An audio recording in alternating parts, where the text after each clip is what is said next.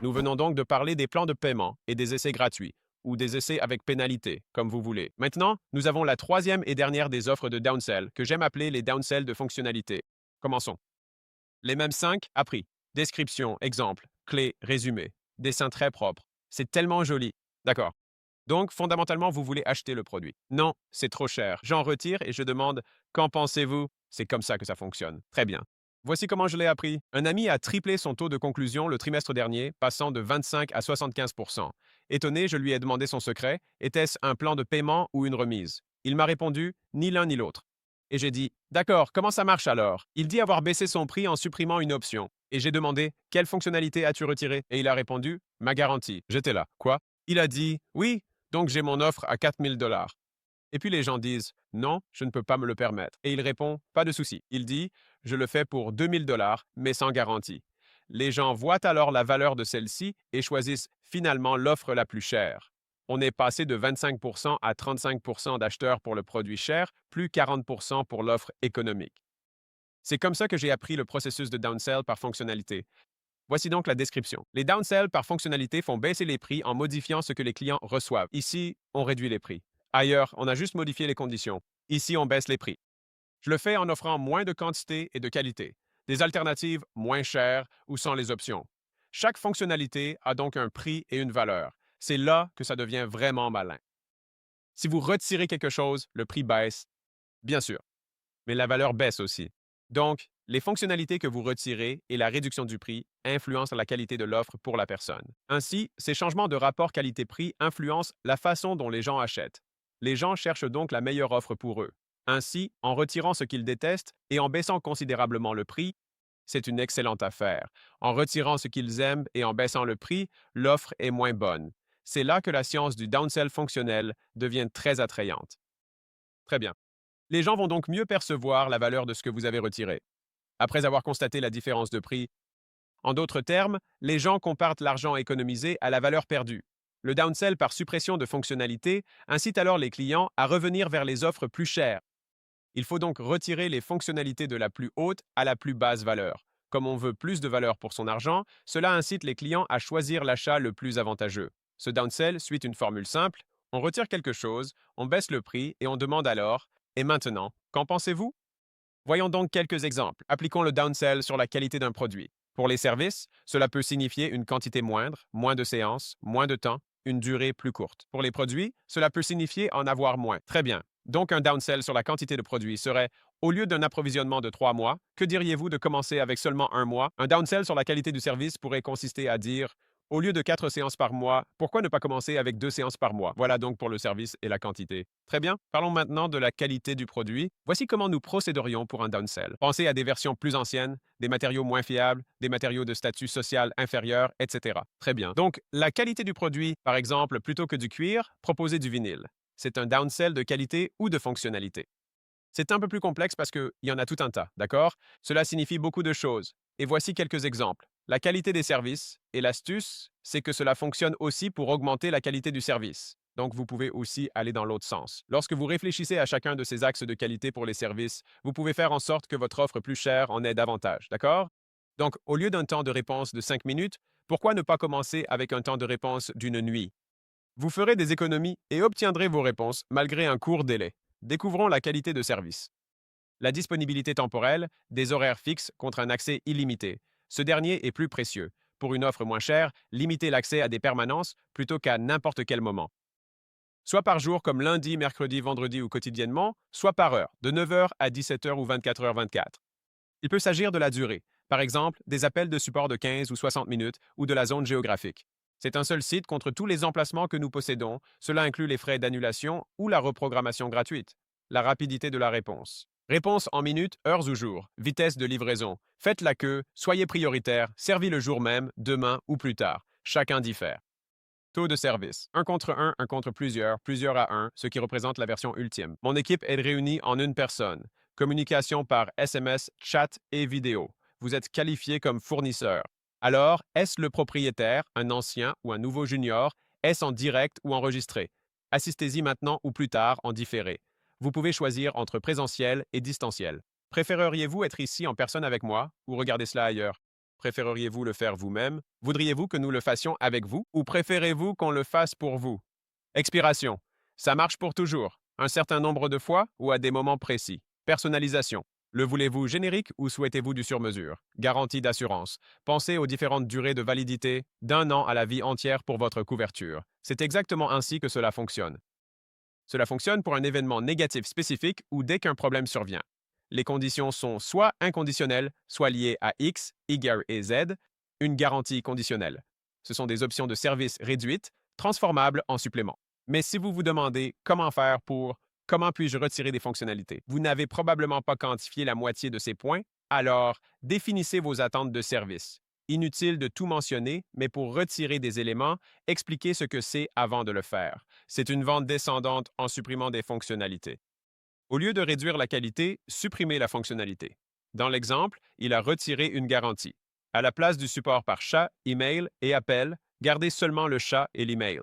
Supprimez les appels. Pour économiser, vous aurez vos réponses. On gagne du temps et on vous répercute l'économie. Donc, on retire ces éléments et ils peuvent garder le reste pour un prix plus bas. La vente par fonction vous permet de le faire seul. C'est donc un point crucial, comme pour beaucoup d'entreprises de services. Si vous proposez des formations en ligne, vous pourriez vous dire « Et si je lançais une offre en downsell ?» La plupart du temps, il vaut mieux l'ignorer, mais si vous insistez, voici comment faire. Donc, si vos offres de downsell de services sont refusées, proposez un produit alternatif résolvant le même problème. Un chiropracteur pourrait dire « Au lieu des ajustements, commençons par quelques outils. » Vous pouvez le faire vous-même à la maison. Ensuite, vous vendez des outils de massage à domicile, des rouleaux en mousse, des tapis, etc. C'est comme la vente sans vente que j'avais en complément alimentaire, où quelqu'un ne veut pas acheter le service. On propose une consultation nutritionnelle, puis on vend la clé USB à utiliser chez soi avec un suivi. Mais si vous choisissez l'autre option, que se passe-t-il? Vous ouvrez d'autres problèmes qu'on résout en leur vendant encore plus de choses. Si vous êtes peintre et qu'ils n'ont pas les moyens de faire peindre leur maison, pourquoi ne pas juste leur vendre la peinture?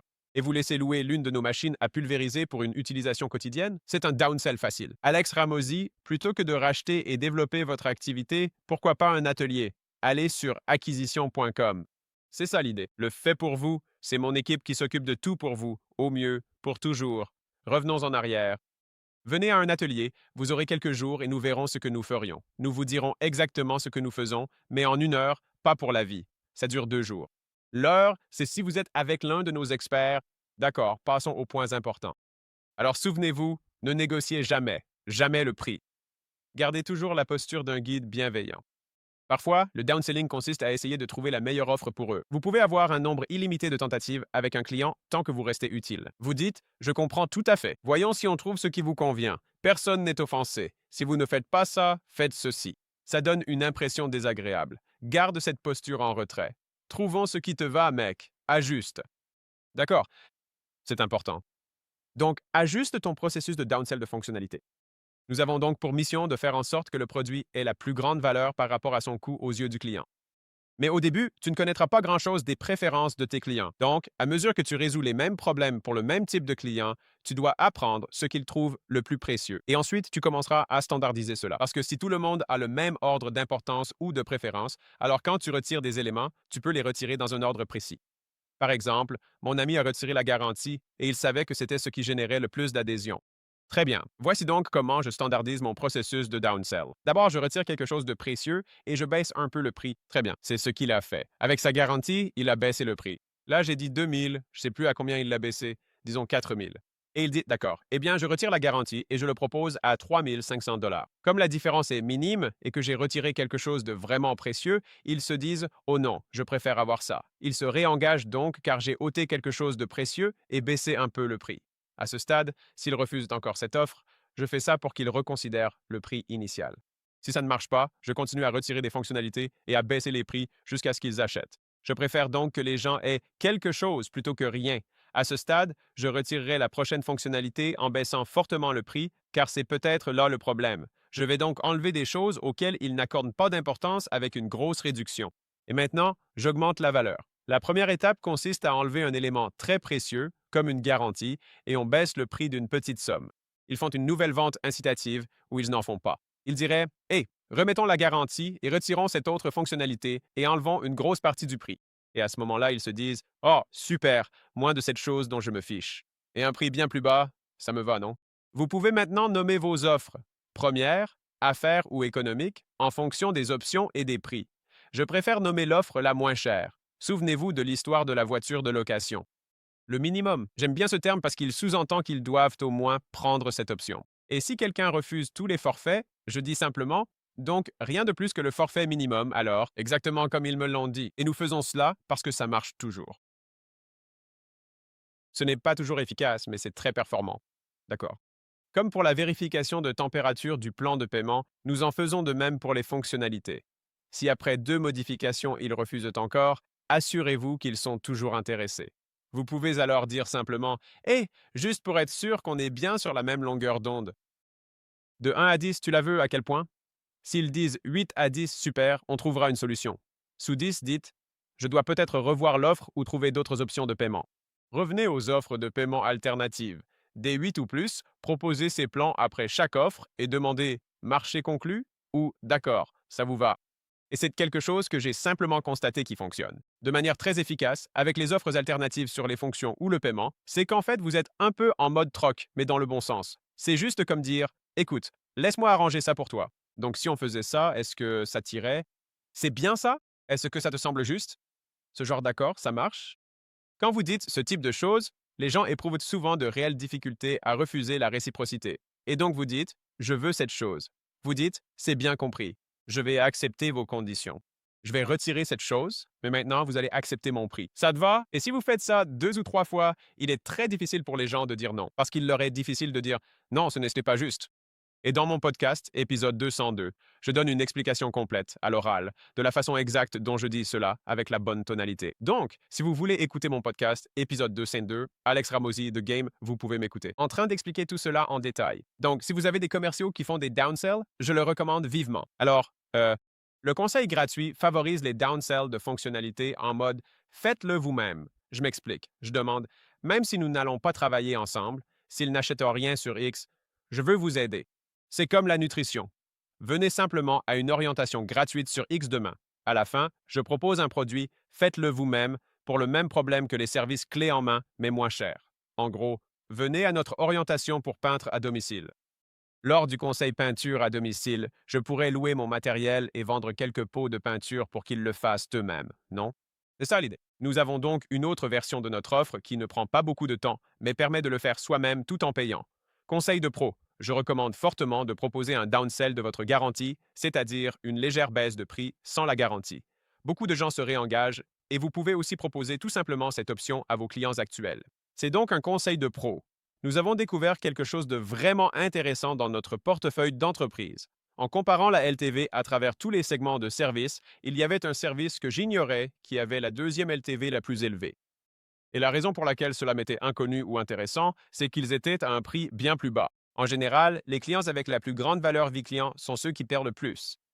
Mais dans ce cas précis, le taux de résiliation était si faible chez ces clients à prix bas ou moyen qu'ils se sont révélés être très rentables. Et c'est ce qui différenciait ce groupe de clients en particulier. Les clients que, dans nos entreprises, nous étions allés voir de manière proactive, c'est-à-dire après leur avoir déjà vendu des produits, à qui nous avons dit hé, vous n'utilisez que 4 des 6 services que nous proposons ou vous n'utilisez que 4 des 6 fonctionnalités. Saviez-vous que vous pouvez obtenir ces 4 fonctionnalités à un tarif inférieur?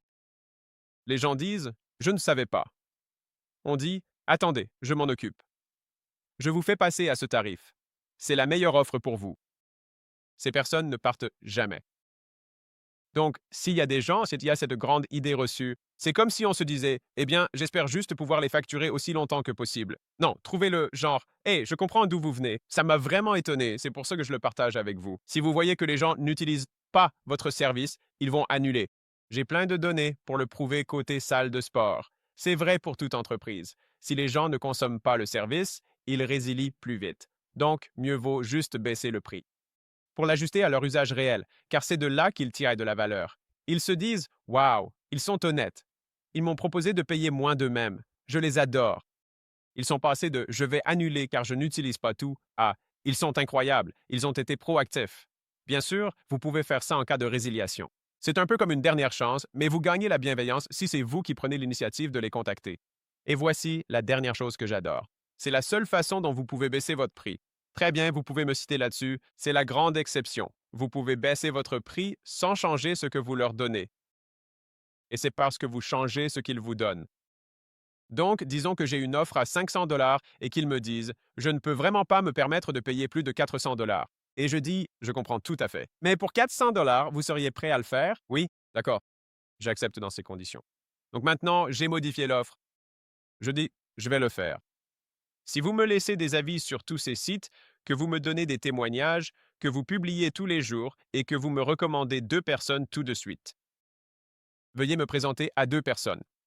En faisant cela, j'échange alors la somme de 100 dollars contre ce qui, j'espère, aura plus de valeur pour moi que 100 dollars de publicité.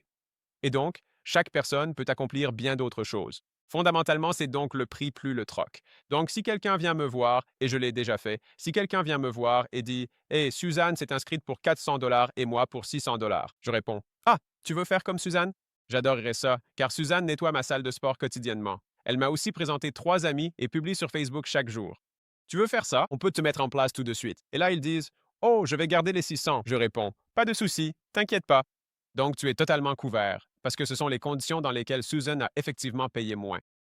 Et donc, si quelqu'un ne peut absolument pas payer moins, fais du troc, car il y a toujours des choses qu'ils peuvent faire pour toi, et la plupart du temps, ça prendra la forme de publicité. Ils peuvent laisser des avis, des témoignages, et ils peuvent t'envoyer des amis. Donc, en résumé, le downsell fonctionnel baisse les prix en autant des options. Tu retires quelque chose, tu baisses le prix, tu peux demander, et maintenant, un downsell classique propose moins de quantité, de qualité ou moins d'options. Le client se focalise alors sur ce qui manque. Après qu'ils aient vu la différence de prix, tu peux avoir plus de gens qui choisissent l'option la plus chère en procédant ainsi.